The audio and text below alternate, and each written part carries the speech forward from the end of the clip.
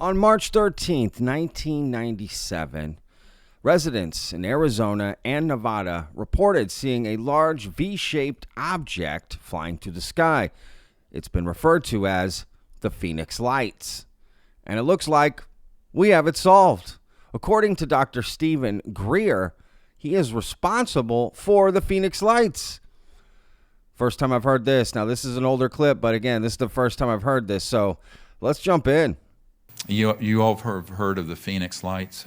How many people have heard of that, the thing that, well, most people. You know, in 1997, the Phoenix Lights event happened in Phoenix, all over Arizona, really.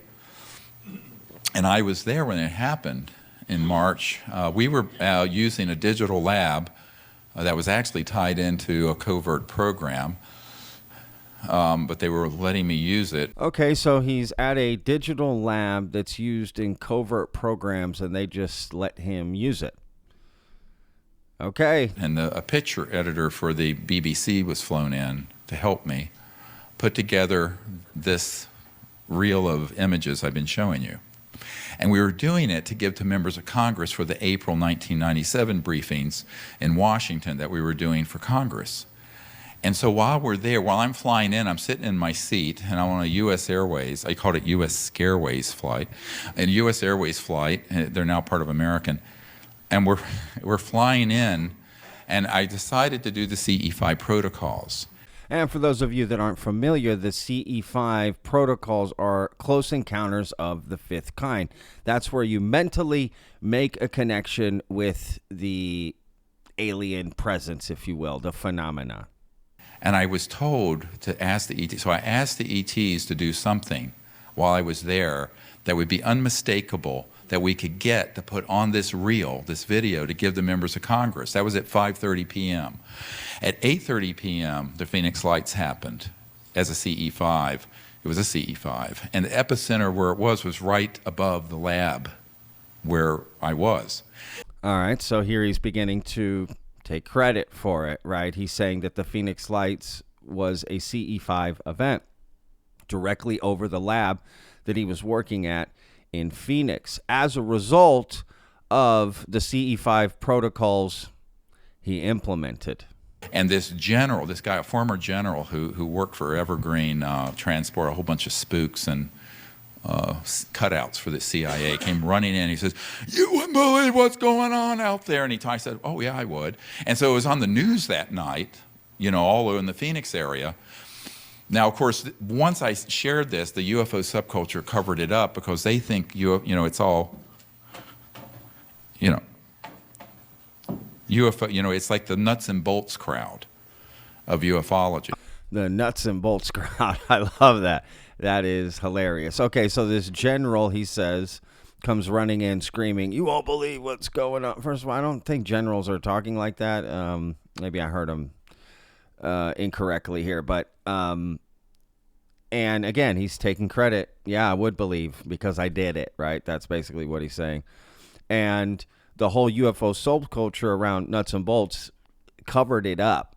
So basically now he's implying that the nuts and bolts crowd of the UFO community covered up the fact that Stephen Greer, was the cause of the Phoenix Lights, right? Because he asked them to present something undeniable, like the Phoenix Lights. Why doesn't he just do that all the time and let's film this and you know what I mean? But this is just so interesting, his sort of reaction to it. But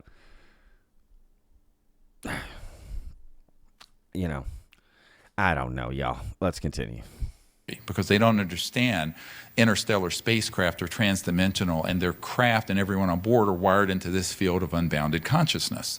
So they don't want to hear that there is a way to actually make contact and use these techniques, although they'll admit that the military has remote viewing, but we can't use it.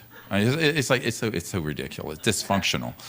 So this happened, and it was great because it ended up on the news. We put it on the reel, and we gave it to all these members of Congress.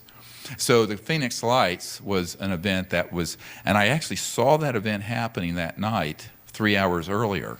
It'd be interesting to see what a random number generator would have done. By the way, thousands of people saw this.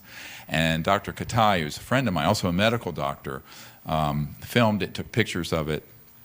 And later, a couple hours later, the Air Force put up flares and said it was a National Guard thing.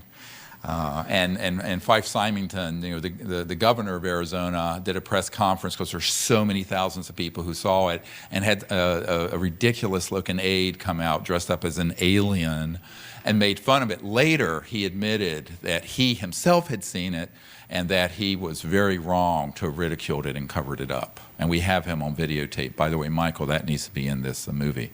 And so the movie was coming out in 6 or 7 months. Y'all know about that?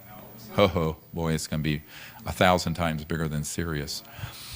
So that is exactly how you do it. So you take these techniques that you're learning over last night and today and apply it out in your groups or by yourself. So, and there's the gist of it, right? He's essentially at a conference or presentation of some sort and presenting the CE5 protocols, and during this presentation, that's sort of like, the great example to give of how it can work, right? You can cause a worldwide stare, because the Phoenix Lights is considered one of the biggest UFO events of all time. In fact, some consider it the largest mass sighting of a UFO in history. And Dr. Stephen Greer is taking credit for it because he was at a digital lab working on some photos and decided to do CE5. And next thing you know, largest mass sighting in UFO history, And it's really just the nuts and bolts crowd that can't get behind it, y'all. Right? That's really the pushback here. So, according to Greer, right? And yeah, it just sounds like he's trying to sell the CE5 protocols a little bit better, right? By giving this an example. Like, see, you can also cause a large mass sighting, right? So, I don't know.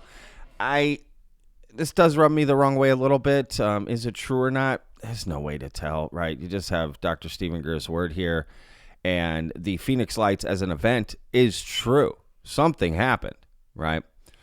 So, very interesting that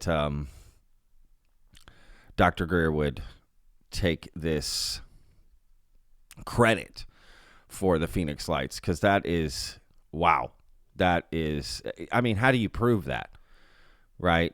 That's honestly impossible to prove, and he has no way to know. What if other people in the town were doing C5 and it wasn't his that worked, it was other people's that worked? I'm just saying, how does he know it was him specifically, right?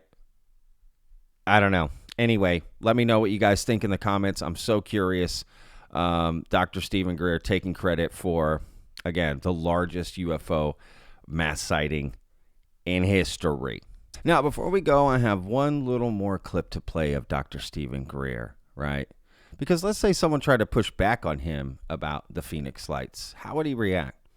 Here's a video of him reacting to somebody pushing back on him, right? I really enjoyed this little clip you're about to see. And props to Dr. Greer for, standing there and dealing with it. But this is an interesting approach to pushing back on something Dr. Stephen Greer says. Entry ticket is peace, and I think that is the situation. Okay, I understand that's your philosophy. It's not my philosophy. It's what the evidence. This is not how I started out. This is what I have found to be true from many different witness testimonies and the observation overall and aggregate. But our witness testimony would contradict that. Well, fine. I'd so like what to do you speak do to with them. that? Yeah, absolutely. Yeah. And maybe we'll have to compare notes because, really, to be honest with you. The way he just looked at that woman when she touched his arm, hilarious. Yeah. And maybe we'll have to compare notes because, really, to be honest with you, this is valuable. Because what happens is, for better or worse, we're both out there. We're both investigating these questions, and they are open questions that actually They are, but I think it's rather unhelpful if you go onto a blog and say that what I'm saying and doing is sinister. I think that, I have never said anything harmful about you guys. It's insidious. The reason it's insidious and I think that is this is exactly the kind of thing. And I'm going to absolutely, you invited me to an interview. I'm going to provide an interview. If you want to overtalk everything I say, you can overtalk what I say. You overtalk us. But I am telling you that I'm being interviewed.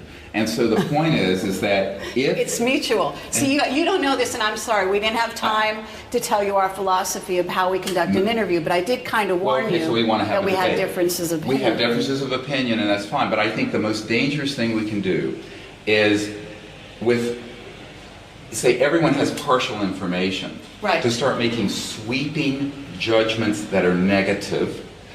And you can say, well, it's not negative, we're just saying that they're in service to self versus service to others, and couch it however you wish. But if we go down that path, we're already creating a new cosmological us versus them. Good on that woman for pushing back a little bit. I don't think she was doing anything wrong there. And in fact, I encourage someone to push back on Dr. Stephen Greer and his claim about the Phoenix Lights, right? Taking credit for it. Again, the largest mass sighting in history. What do y'all think? Let me know in the comments. All right, y'all. We'll see you in the next video. Remember, every day's a gift, y'all. Peace.